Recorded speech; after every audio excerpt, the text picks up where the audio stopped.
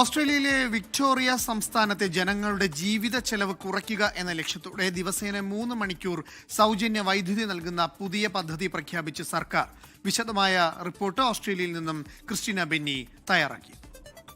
ഓസ്ട്രേലിയയിലെ വിക്ടോറിയ സംസ്ഥാനത്തെ ലക്ഷക്കണക്കിന് കുടുംബങ്ങൾക്ക് വൈദ്യുതി ബില്ലിൽ ആശ്വാസം നൽകുന്ന പുതിയ പ്രഖ്യാപനവുമായി സർക്കാർ.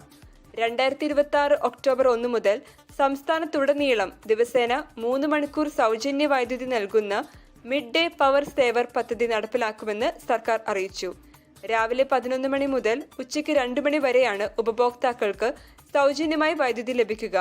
വിക്ടോറിയയിലെ ഏകദേശം 26 ലക്ഷം വീടുകൾക്ക് ഈ പദ്ധതിയുടെ പ്രയോജനം ലഭിക്കുമെന്നാണ് സർക്കാർ വ്യക്തമാക്കുന്നത്. ഉച്ചസമയത്ത് സോളാർ ഊർജ്ജ ഉൽപാദനം വലിയ തോതിൽ ഉയരുന്ന സാഹചര്യത്തിൽ ഈ അധിക വൈദ്യുതി ഫലപ്രദമായി വിനിയോഗിക്കുക എന്ന ലക്ഷ്യത്തോടെയാണ് പുതിയ നീക്കം.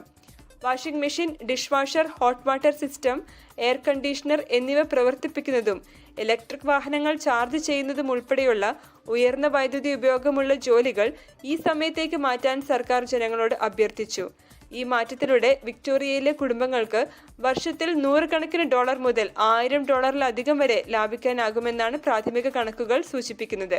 അതേസമയം പദ്ധതിയുടെ ഭാഗമാകുന്നതിന് മുൻപ് തങ്ങളുടെ വൈദ്യുതി റീറ്റെയിലർമാരുടെ നിരക്കുകളും നിബന്ധനകളും കൃത്യമായി പരിശോധിക്കണമെന്ന് ഉപഭോക്തൃ സംഘടനകൾ മുന്നറിയിപ്പ് നൽകി. സൗജന്യ സമയത്തിന് പുറത്തുള്ള മണിക്കൂറുകളിലെ നിരക്കുകളിൽ മാറ്റമുണ്ടാകാൻ സാധ്യതയുണ്ടെന്നാണ് ഇവരുടെ വിലയിരുത്തൽ.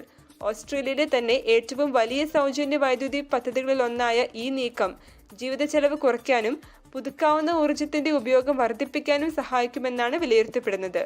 ഓസ്ട്രേലിയയിൽ നിന്നും ക്രിസ്റ്റീന ബെന്നി.